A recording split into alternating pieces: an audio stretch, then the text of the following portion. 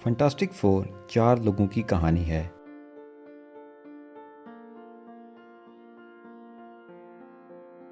जिनके पास खास किस्म की सुपर पावर्स हैं। एक का नाम रीड है, जिसे मिस्टर फंटास्टिक भी कहते हैं। उसमें यह पावर थी कि उसकी बॉडी बहुत ही ज़्यादा फ्लेक्सिबल थी।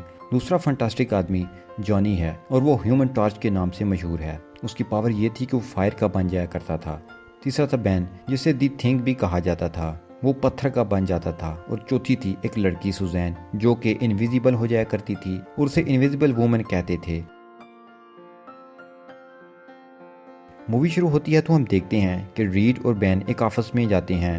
वो ऑफिस एक डॉक्टर का था जिसे स्पेस से जुड़ी सब बातों का इल्म था। रीड को ये लगता था कि स्पेस में बादलों की वजह से ज़मीन में बहुत सी तब्दीलियां आई हैं। वहाँ एक लड़की सुजैन भी होती है जो पहले रीड के साथ रिलेशनशिप में थी, लेकिन अब वो डॉक्टर डोम के साथ रिलेशन में थी, जिससे रीड और बैन मिलने आए थे। ये सब क्लास फेलो थे, लेकिन डॉक्टर डोम इसलिए अमीर हो गया क्योंकि वो पैसे कमाने के लिए किसी भी हद तक जा सकता था। रीड स्पेस के बारे में बहुत कुछ जानना चाहता था, तो वो डॉक्टर से बात करता है। डोम उसे कहता है कि अगर तुम इस नए प्रोजेक्ट के बारे में मान जाओ तो उसका 75% तुम्हें मुझे देना होगा। रीड मान जाता है। फिर हम देखते हैं कि इस प्रोजेक्ट के लिए चारों दोस्त और डॉक्टर डोम निकल पड़ते हैं। अब हम देखते हैं कि स्पेस में एक तूफान आ रहा है और बैन स्पेस स्टेशन से बाहर खला में ही होता है। वो उसे बचाने की कोशिश करते हैं और इसी दौरान इनसे स्पेस स्टेशन के प्रोटेक्शन शीट भी नहीं खुलती, तो वो सोलर स्टॉर्म स्पेस स्टेशन के अंदर आने लगता है, लेकिन फिर वो किसी तरीके से बचकर वापस ज़मीन पर आ जाते हैं। बैन की तबीयत खराब हो चुकी थी और वो 3 दिन बाद होश में आता है और इधर सुजैन की तबीयत भी खराब थी। रीड इसके लिए फ्लावर लाता है। जॉनी भी वहाँ मौजूद होता है और नर्स उसका टेम्परेचर चेक करती है, जो काफी ज्यादा था। शाम को वो घूमने जाते हैं, लेकिन हवा ज्यादा होने की वजह से उसकी बॉडी पर आग लग जाती है और वो सीधा बर्फ में चला जाता है ताकि वो अपनी आग को जल्द से जल्द बुझा सके।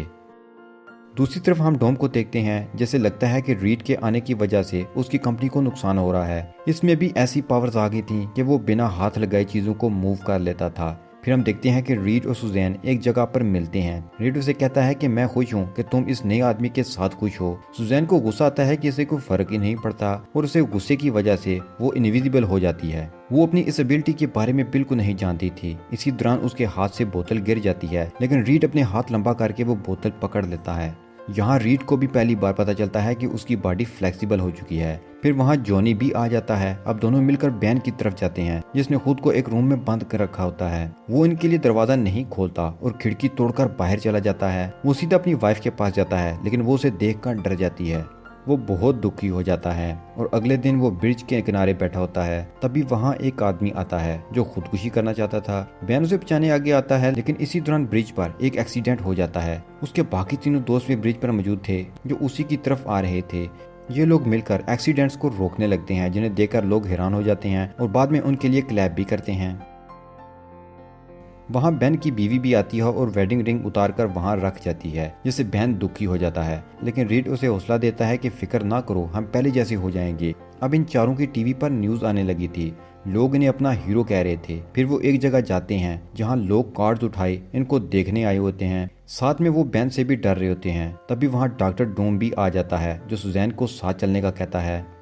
रीड वहाँ आ जाता है तो डोम के गुस्से की वजह से लाइट ऑन ऑफ होना शुरू हो जाती है, यानी अब डोम के पास भी अजीब और गरीब ताकतें थी। तभी वहाँ बैन आता है, जो पूरे का पूरा पत्थर का बन चुका था। तो डॉक्टर डोम उसे डर जाता है और वहाँ से चला जाता है। अब उसे फील हो रहा था कि जैसे उसकी बॉडी मेटल बन रही हो। वो ये बात डॉक्टर से शेयर करता है, तो वो डॉक्टर से बताता है कि 2-3 दिन में तुम पूरे के पूरे मेटल में तब्दील हो जाओगे और इस तरह की बीमारी मैं पहली बार देख रहा हूँ। तो ये बात सीनियर डॉक्टर्स तक पहुँचानी होगी। टॉम नहीं चाहता था कि उसका राज खुले, इसलिए वो उस डॉक्टर को ही मार देता है। फिर वो वापस आता है और इन स्पेस कॉस्ट्यूम्स को सीने लगता है ताकि वो अपनी अपनी एबिलिटीज के लिहाज से कॉस्ट्यूम्स पहन सकें। रीड उन्हें वो मशीन दिखाता है जिससे वो दोबारा नॉर्मल हो सकते थे, लेकिन वो कहता है कि उसका एक रिस्क भी है, यानी कि या तो हम बिल्कुल ठीक हो जाएंगे या फिर हमारे अंदर बहुत ज्यादा एबिलिटीज आ जाएंगी। फिर हमें पता चलता है कि कुछ लोग डॉक्टर डोम की कंपनी पर कब्जा करना चाहते थे। डॉक्टर डोम को यहाँ ये भी पता चलता है कि उसकी एक पावर ये भी है कि वो करंट स्टोर कर सकता है और उसे इस्तेमाल भी कर सकता है। तो फिर वो उस आदमी के पास जाता है और उस आदमी को करंट लगाकर मार देता है। दूसरी तरफ हम जॉनी को देखते हैं, जो अपनी बाइक लेकर स्टंट्स करने बाहर निकल जाता है। हालांकि उसे मना भी किया गया था। बाकी तीनों से वापस बुलाने जाते हैं, लेकिन उसे तो मशहूर होने का जुनून सवार था। फिर वो वापस आ जाते हैं। फिर हम देखते हैं कि बेन एक बार में बैठा है और उसे एक लड़की अच्छी लगने लगती है। इनफैक्ट वो लड़की अंधी थी और देख नहीं सकती थी, तो वो बेन के पास आकर बातें करने लगती है और उसे बेन से डर भी नहीं लग रहा था। दूसरी तरफ हम देखते हैं कि डॉक्टर डोम, जो रीड से बहुत नफरत करता था, इसलिए वो उसके ऑफिस में कैमरास लगा देता है ताकि वो उसे मॉनिटर कर सके। फिर वो बेन के पास जाता है और उसे कहता है कि रीड तुम्हें ठीक ही नहीं करना चाहता, वो तो सिर्फ सुजैन से प्यार करता है। तभी रीड और सुजैन वहाँ पर आते हैं, तो ये देखकर बेन काफी गुस्सा हो जाता है और वहाँ से चला जाता है। फिर हम देखते हैं कि रीड खुद पर इस मशीन से एक्सपेरिमेंट करने लगता है, लेकिन वो मशीन अभी तैयार नहीं हुई थी, तो वो एक्सपेरिमेंट फेल होता है। फिर डोम बेन को बुलाता है ताकि वो उस पर एक्सपेरिमेंट कर सके। बेन की बॉडी से जितनी भी पावर निकलती है वो उन्हें खुद एब्जॉर्ब कर लेता है और ज्यादा पावरफुल हो जाता है। यहाँ बेन काफी वीक हो जाता है।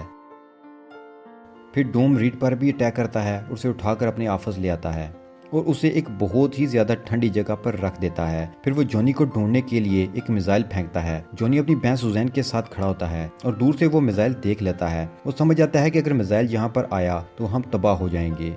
फिर वो बिल्डिंग से छलांग लगा देता है और बॉडी टेम्परेचर इतना ज्यादा कर लेता है कि वो हवा में उड़ने लगता है। वो दूर जाकर पानी में गिरता है और मिसाइल भी वहीं जाकर फट जाता है।